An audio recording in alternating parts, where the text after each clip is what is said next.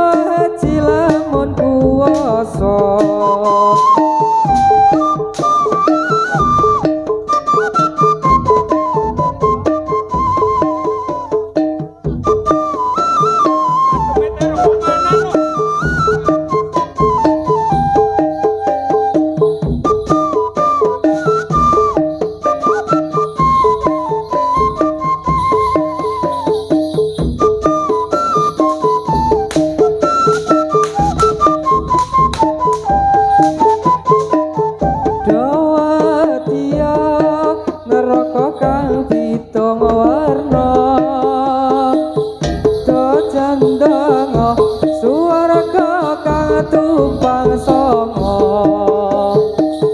pertukane swarga kudu sing sabar tapi dawuhe kang maha mulya do elingo wong urip iku sedelo aja waka aja susah yen do poso yen ra poso akhire bakal nelongso sebab urip ninggal poso abot donya ngelingono yen wis numpak ing pandoso jalo bali ning donya wis ra ditampa miwa manggon ning isor kayu samboja wis ra ono sing ngajani sapa-sapa rek ono liya malaikat kang tumako oleh teko to arep nggodha ngamal bagus sira manggon ning suwarga ngamal ala bakal manggon ning neraka dino kiamat dino kang gekirisi langit petang lintang kono bumi ono bumi sagarane muncrat mumbul dadi siji langit guguh lebur bumi wis diganti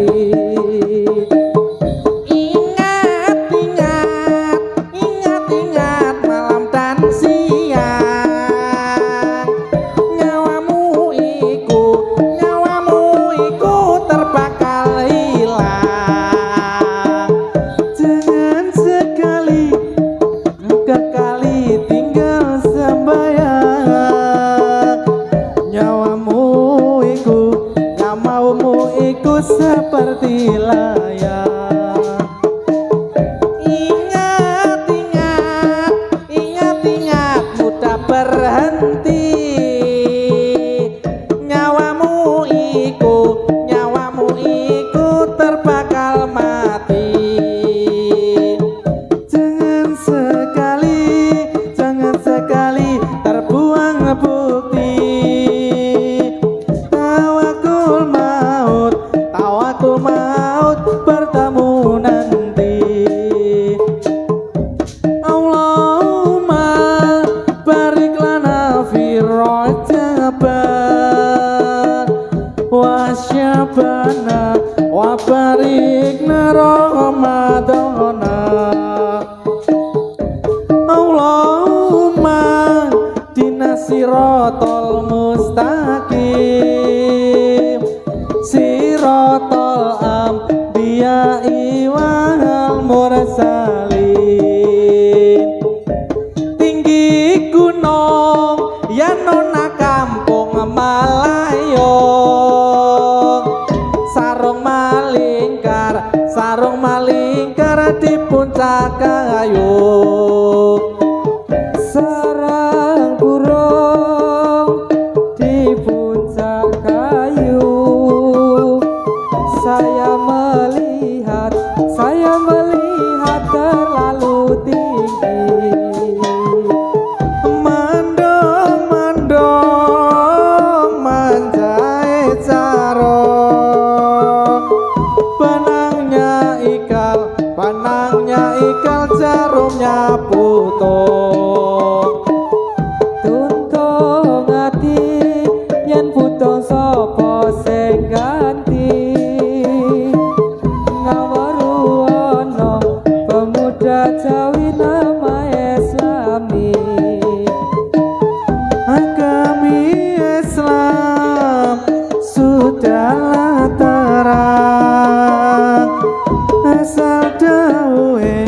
asal dawuhe dari pangeran.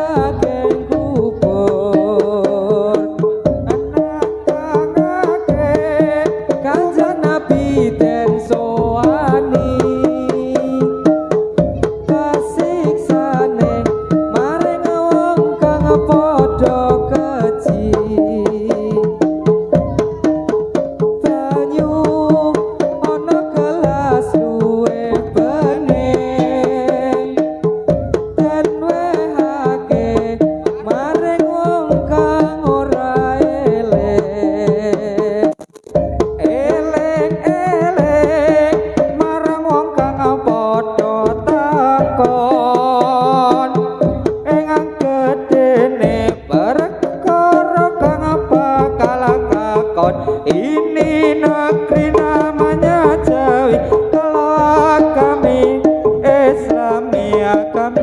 Islam sudahlah terasal dawe dari pangeran.